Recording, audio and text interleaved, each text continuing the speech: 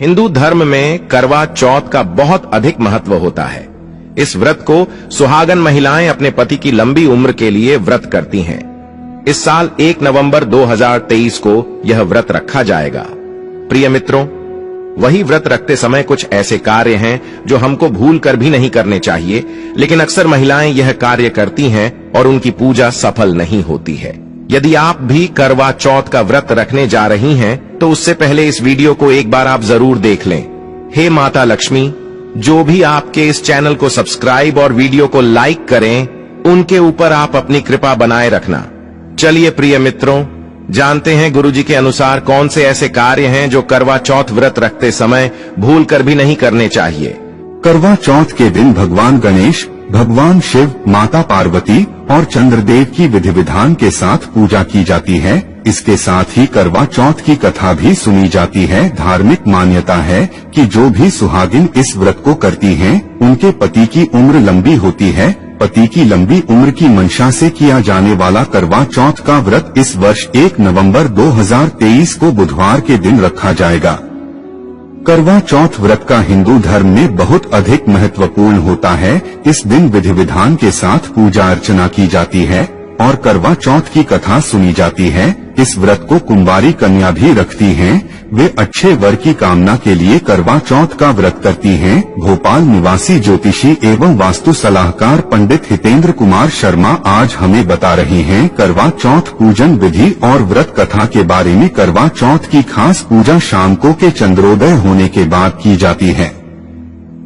पूजा और व्रत की विधि के अनुसार करवा चौथ के दिन सुबह उठकर स्नान आदि करके स्वच्छ वस्त्र धारण करें और ईश्वर के सामने हाथ जोड़कर व्रत का संकल्प लें। फिर इस मंत्र का जाप करें। मम सुख सौभाग्य पुत्र पौत्रादि सुस्थिर श्री प्राप्ते कर चतुर्थी व्रत में ही करिष्ये।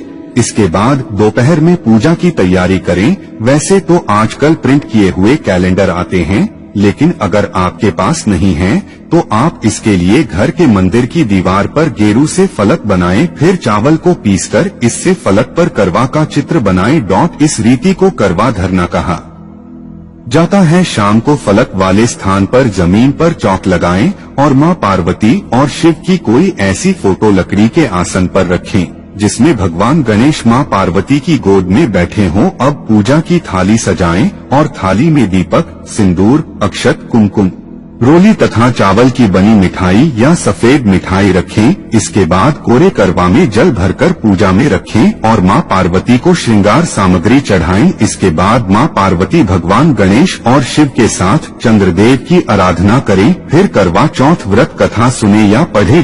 चंद्रमा के निकलने पर छलनी से या जल में चंद्रमा को देखें। फिर चंद्रमा की पूजा करें और उनको अर्घ्य दें। उसके बाद अपने पति की लंबी आयु की कामना करें।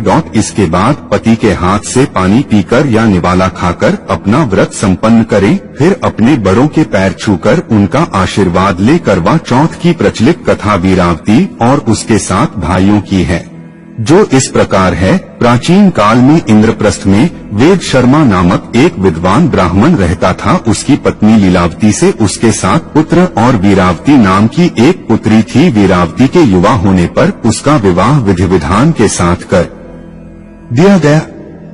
जब कार्तिक कृष्ण चतुर्थी आई तो वीरावती ने अपनी भाभियों के साथ बड़े प्रेम से करवा चौथ का व्रत शुरू किया, लेकिन भूख प्यास से वह चंद्रोदय के पूर्व ही बेहोश हो गई। बहन को बेहोश देखकर 7 भाई व्याकुल हो गए और इसका उपाय खोजने लगे। उन्होंने अपनी लाडली बहन के लिए पेड़ के पीछे से जलती मशाल का उजाला दिखाकर बहन को होश में लाकर चंद्रोदय होने की सूचना दी, तो उसने विधिपूर्वक पूजन और अर्घ्य देकर भोजन कर लिया। ऐसा करने से उसके पति की मृत्यु हो गई। अपने पति के मृत्यु से वीरावती व्याकुल हो उठी और उसने अन्न जल का त्याग कर दिया। उसी रात को इंद्राणी पृथ्वी पर आई और ब्राह्मण पुत्री ने उनसे अपने दुख का कारण पूछा। इस पर इंद्राणी ने बताया कि तुमने करवा चौथ पर वास्तविक चंद्रोदय होने से पहले ही अर्घ्य देकर भोजन कर लिया, इसीलिए तुम्हारा पति मर गया।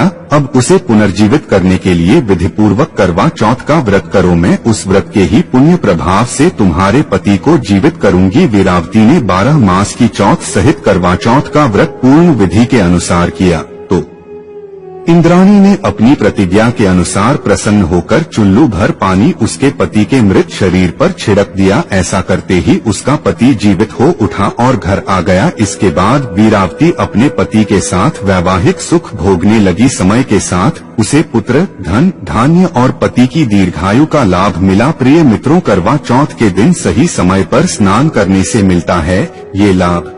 जाने तो आइए आज जानते हैं करवा चौथ के दिन किस समय सुहागिन महिलाओं को स्नान कर लेना चाहिए। करवा चौथ के दिन स्नान करने का सही समय। करवा चौथ अटूट भावनाओं का त्योहार है। करवा चौथ समर्पण का त्योहार है। सुहागिन महिलाओं को इस दिन प्रातः काल उठकर ब्रह्मा मुहूर्त में स्नान कर लेना चाहिए। ब्रह्मा मुहूर्त में स्नान करना सबसे सर्वश्रेष्ठ माना जाता है। उसके बाद स्वच्छ वस्त्र धारण करें। ऐसा करने के बाद सुहागिन महिलाओं को अपने पति की दीर्घ आयु की कामना करते हुए करवा चौथ के व्रत का संकल्प लेना चाहिए। करवा चौथ के दिन विधि पूर्वक स्नान करने के लाभ। सुहागिन महिलाएं यदि करवा चौथ के दिन सही समय पर स्नान करती हैं, तो पूरे दिन मन शांत रहता है। करवा चौथ के दिन ब्रह्मा मुहूर्त में स्नान करने से सुहागिन महिलाओं के दाम्पत्य जीवन में खुशियों का आगमन होता रहे। जो सुहागिन महिलाएं करवा चौथ के दिन नियम पूर्वक सही समय पर उठकर स्नान करती हैं और व्रत का संकल्प लेती हैं, उन्हें भगवान शिव और मां पार्वती जी का आशीर्वाद मिलता है। सुहागिन महिलाओं को करवा चौथ के दिन स्नान करने के साथ साथ करवा माता की पूजा भी करनी चाहिए। ऐसा करने से उनके जीवन साथी के ऊपर मां का आशीर्वाद सदैव बना रहता है। सही समय पर स्नान करने के बाद करवा चौथ की पूजा विधि की तैयारियां शांत मन से करनी चाहिए, जिससे सुहागिन महिलाओं को पूरे दिन निर्जला व्रत रखने का शुभ फल मिलता है। पति की लंबी आयु के लिए श्रद्धा पूर्वक व्रत रखने वाली सुहागिन महिलाओं को करवा माता सौभाग्यवती होने का वरदान देती हैं।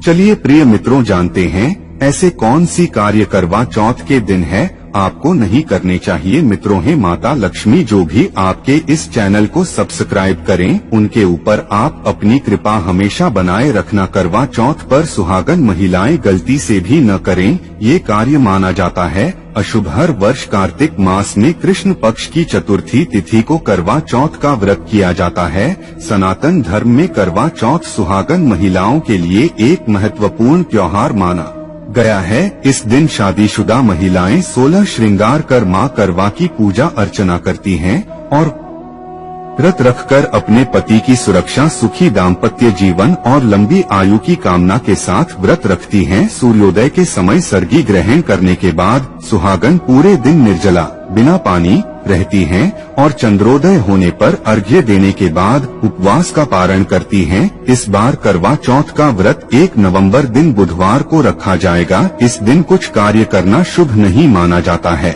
इसलिए इन कार्यों से परहेज करना चाहिए। करवा चौथ पर न पहने इस रंग के कपड़े। काले रंग के कपड़े पहनना कुछ लोगों को काफी पसंद होता है, लेकिन पूजा पाठ और शुभ कार्यों में काले रंग को वर्जित माना गया है, इसलिए ये बात करवा चौथ के दिन भी ध्यान रखनी चाहिए। सुहागनों को इस दिन काले रंग के कपड़े नहीं पहनने चाहिए। इसके अलावा सफेद रंग के कपड़े भी भूलकर न पहने। सुबह देर तक न सोए। करवा चौथ के दिन सर्गी लेने की परंपरा है, ऐसे में देर तक नहीं सोना चाहिए और सूर्योदय से पहले ही स्नान आदि कर लेना चाहिए। इसके अलावा दिन के समय भी नहीं सोना चाहिए। इन चीजों का नहीं करना चाहिए दान। करवा चौथ का दिन वैसे तो काफी शुभ होता है, लेकिन इस दिन कुछ चीजों का दान नहीं करना चाहिए। दरअसल इस दिन सफेद वस्तुओं का दान करना शुभ नहीं माना जाता है, इसलिए से इस दिन सफेद वस्तुओं के बचना चाहिए। करवा चौथ पर दूध, सफेद कपड़े, चावल और सफेद मिठाई जैसी चीजें दान में नहीं देनी चाहिए। झगड़ा, अपशब्द बोलने से बचे। घर और परिवार में इस दिन शांति बनाए रखनी चाहिए। खास तौर पर सुहागन महिलाएं जिन्होंने करवा चौथ का व्रत रखा हो, उन्हें इस बात का ध्यान रखना चाहिए कि झगड़ा न करें और न ही किसी तरह का अपशब्द बोलें। इसके अलावा किसी का भी अपमान करने से बचें। प्रिय मित्रों, आज की प्रस्तुति में बस इतना ही। आप भी भोलेनाथ की सच्ची भक्ति चैनल को सब्सक्राइब और वीडियो को लाइक अवश्य करें और हाँ, कमेंट बॉक्स में ओम नमः शिवाय या फिर हर हर महादेव लिखना बिल्कुल ना भूले। धन्यवाद।